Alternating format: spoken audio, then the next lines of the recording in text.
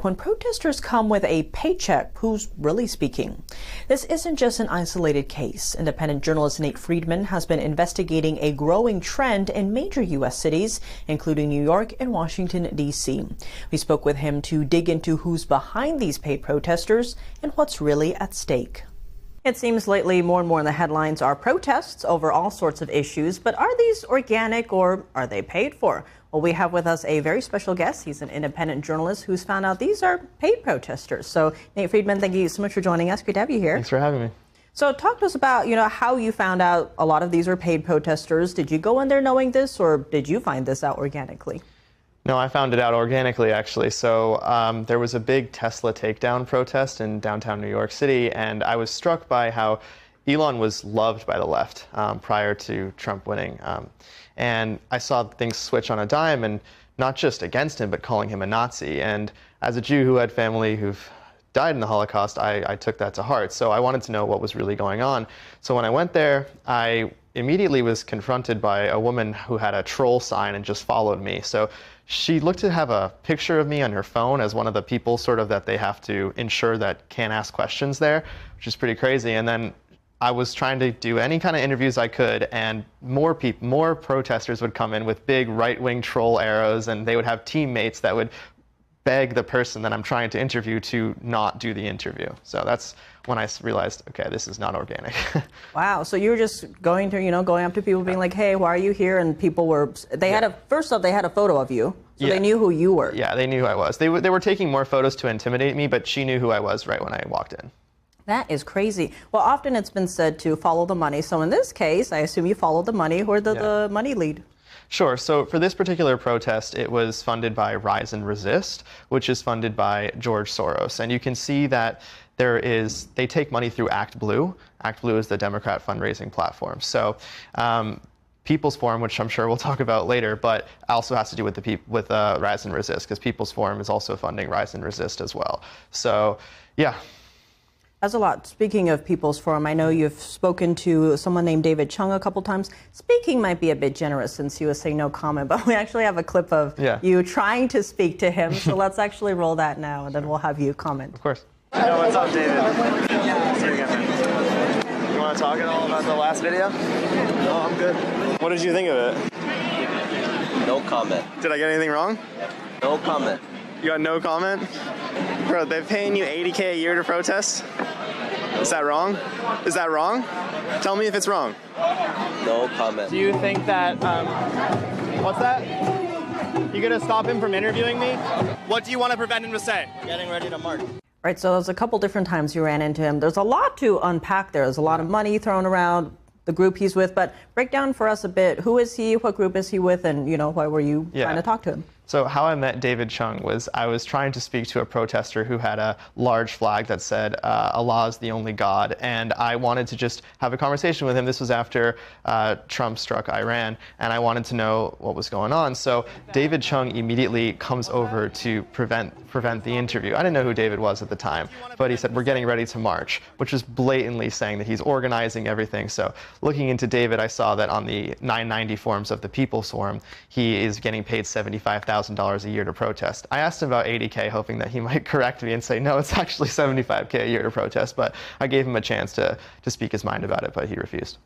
That is insane. So $75,000 to protest. Yeah.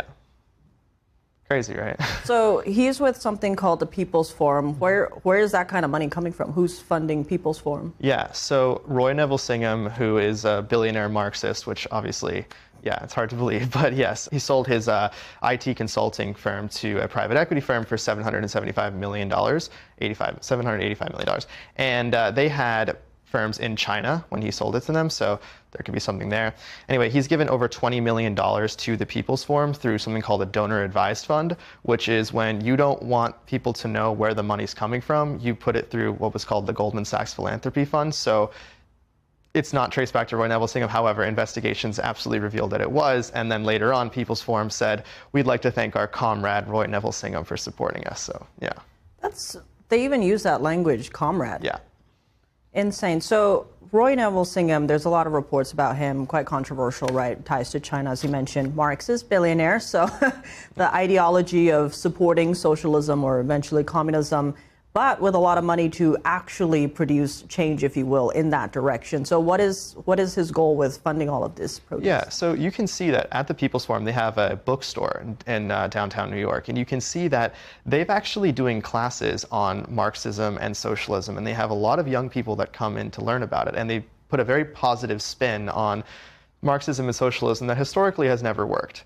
But young people come in through their hatred of Zionism, so they use Zionism as a springboard to get them into socialism and Marxism. So it's an effective way to do things, actually. I want to dig into that a bit because we actually have another clip of you trying to talk to another protest, and then someone blocks that. So let's get into that and then see what's happening over there. Muhammad. Hey man, how you been, buddy? Hey. Good to see you. Oh, you took me last time interview, Yeah, right? how you doing? Good. How are you? So that's really interesting because, again, it's that same line. We're about to march. Right. That Yeah, David exactly. was saying. Yeah, it's very scripted. Yeah. So she's taken photos with the PSL, like as an advertisement for the Party of Socialism and Liberation, who the shooter of the DC embassy couple, the beautiful couple who was killed in DC, was killed by Elias Rodriguez, who was actually once was part of the Chicago chapter of the PSL. The PSL is funded by the People's Forum. Now, the PSL stands with North Korea. They stand for open borders and abolishing the police and ICE. So you can see that through this hatred of Zionism, they're able to get people on board with radical policies such as open borders and getting rid of the police. I do want to dig into this because it's like, you know, often in the news, everyone's like, oh, First Amendment rights, of course, people should be expressing what they feel. But in terms of D.C., there's been a lot of protests in the nation's capital since Trump 2.0. And there's actually a crowd rental company. It's called Crowds on Demand. And it was telling Fox D.C. that inquiries to basically rent a crowd are up 400% compared to last year. And they're saying that the vast majority of people in these protests in our nation's capital are getting paid. So these aren't just the voice of the people, right, actually trying to rise up in the streets. What have you seen in terms of that? Obviously not in D.C., but in New York. Yeah, so the truth is a lot of these protesters are not paid, but the organizers are paid. A lot of them are paid, but it doesn't mean that every single one is paid. There's thousands of protesters in New York City blocking the streets. But if we look at Victoria, for example, so the one who blocked my interview, so her working with the PSL, she came from Canada. So I think that maybe it's time to look at who we're bringing into this country and if they love our country, because maybe we should only bring in people into our country if they love our values. We do see that this administration is trying to do a vetting process or the merit-based system, right? There's a couple of different questions, including morals, to your point. Now, in terms of, you know, a broader picture here with Singham, there's some questionable ties perhaps to China. We know he is Marxist sympathizing in that direction. Where do you see kind of communist China fitting in here, or does China fit in here? Yeah, well, China's very, very difficult to see what they're doing. They're very good at hiding what their strategies are. But I can only say what I've seen firsthand, which is that this bookstore is teaching kids, young kids, whatever, 18, 19 years old, about socialism being a good thing. I mean, communism being a good thing. If we look at, a wise man once told me that if you want to see if communism works, socialism works, just look at the satellite view of South Korea and North Korea at night, and there's your answer. So, wish they would do that in those classes. That's a good point. I want to continue that a bit because, you know, lately our institutions of higher education have been in the news a lot for anti-Semitism, blatant, you know, all these protests, uprisings, if you will, that you see on campus, to the point that there's more reports now suggesting that these are actually indoctrination centers, similar to, you know, teaching kids about Marxism. Have you seen stuff like that on college campuses, or suggesting that perhaps our institutions of higher education are more leaning towards indoctrination? Yeah, absolutely. And it's not just colleges. The frightening thing is that it's happening to kids that are much, much younger. For example, I exposed a paid protester who teaches gender expansive youth, like 11-year-olds. So this is sick behavior, and it's tax funded as well. She's funded by New York City taxpayers, and there's also a Sadie Leadership scholarship that she's working with over the summer. So they're teaching these kids over the summer about gender ideology. So this is not just about colleges, it's going into elementary and middle school as well. And given all this, right, the young kids, the colleges, the protests in the streets, what is the end goal here? Is there an end goal with all of this? I think it's to destroy the West. I think it's to destroy everything that America stands for. And given that, right, what have you seen in terms of, I don't know, crackdown, enforcement? Are you seeing more awareness on what's happening?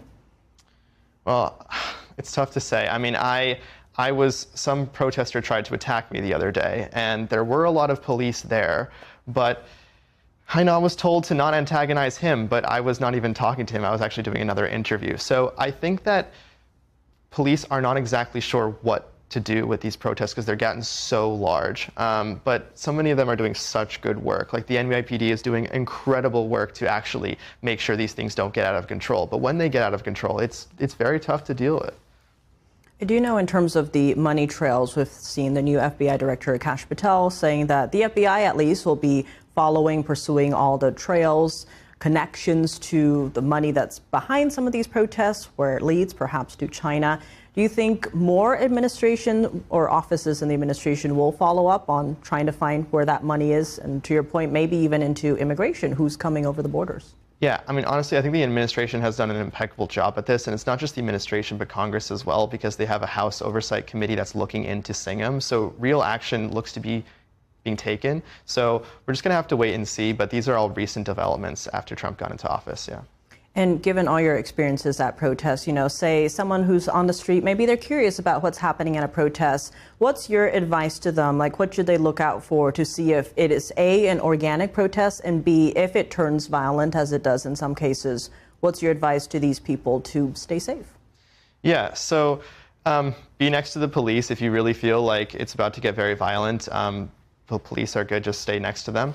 And if you want to see whether, you know, it's very organic, not very organic, look at the speakers, look at the huge signs with the organization's name on them. These signs are printed, it's organized. So that's what I would look for, the gigantic signs and the long line of speakers that they've booked for their protest. Reports the BLM protests where you just see pallets of bricks that showed up, or very fancy signs, if you will. Even in LA, they brought riot masks and whatnot. It's not, these aren't cardboard signs, right? These took more than one night to make, for instance. I saw some jokes online where they're like the only ones who benefit are the ones selling the flags, because every day there's a new protest and who's buying the flags? Well, but with all the different areas covered today, any final thoughts you'd like to share?